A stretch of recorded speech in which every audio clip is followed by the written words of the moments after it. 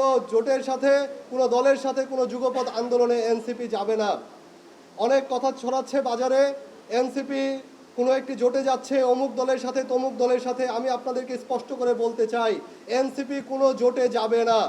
এনসিপির জোটে সকল রাজনৈতিক দলকে আসতে হবে। এটি সামনের নতুন বাংলাদেশ বিনির্মাণে মধ্যমপন্থী বাংলাদেশ এবং বাংলাদেশপন্থী রাজনীতিকে সামনের দিকে এগিয়ে নিয়ে যেতে এনসিপি এখানে অগ্রণী ভূমিকা, নেতৃস্থানীয় ভূমিকা পালন করবে।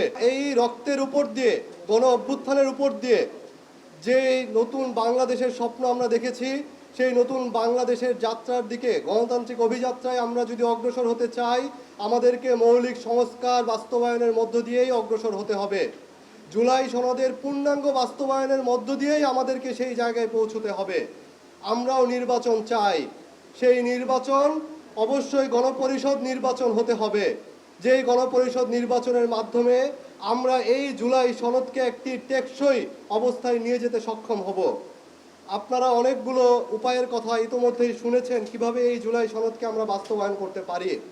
কমিশনের পক্ষ থেকেও বেশ কয়েকটি কথা বলা হয়েছে, যেগুলো এখনই বাস্তবায়ন করা সম্ভব সেগুলো অধ্যাদেশের মধ্য দিয়ে তারা বাস্তবায়ন করতে চায়। আমরা সেটিকে সাধুবাদ জানাই। আমরাও মনে করি যেগুলো এখনই বাস্তবায়ন করা সম্ভব সেগুলো বাস্তবায়ন করে ফেলা হোক।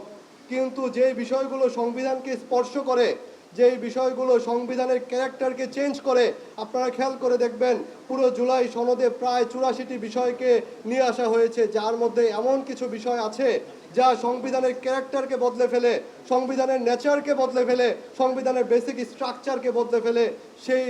সেই যে সংশোধনীগুলো, সেগুলো আপনি কোনো পার্লামেন্টে গিয়ে সংশোধনীর মাধ্যমে টেকসই করতে পারবেন না।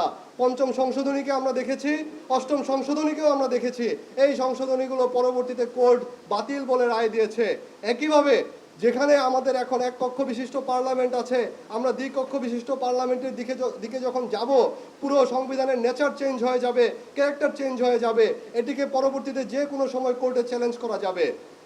একইভাবে আরেকটি কথা এসেছে, সাংবিধানিক আদেশের মাধ্যমে যদি এটি করা হয়, এই সরকার বাস্তবায়ন করতে চায় সাংবিধানিক আদেশ। আমরা বলতে চাই এটিও কিন্তু পরবর্তীতে যে কোনো সময় চ্যালেঞ্জ হতে পারে। পরবর্তীতে না, এটি এই সরকারের আমলেই হয়তো চ্যালেঞ্জে পরে একটি পুরো জুলাই সনদকেই হুমকির মুখে ঠেলে দিবে বাস্তবায়নের প্রক্রিয়াটিকে।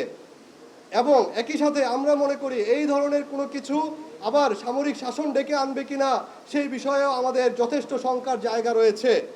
আমরা এই দুটি জায়গায়, দুটি রাজনৈতিক দল যে দুটি কথা বলছে, সেই জায়গায় আমরা বলতে চাই এই জুলাই সনদ বাস্তবায়নের সবচেয়ে উত্তম এবং সবচেয়ে গণতান্ত্রিক পদ্ধতি হচ্ছে গণপরিষদ। গণপরিষদ নির্বাচনের মাধ্যমে জনগণের প্রতিনিধিদের দ্বারা একটি সংবিধান প্রণয়ন করা, যেই সংবিধানের মাধ্যমে আমরা জুলাই সনদকে প্রতিফলিত করতে পারবো। জুলাই সনদকে গাইডলাইন হিসেবে ধরে নিয়ে নতুন সংবিধান প্রণয়নের মাধ্যমে আমরা একটি টেকসই সংস্কার উপহার দিতে পারবো। সেটি হতে হবে আমাদের আগামী লক্ষ্য।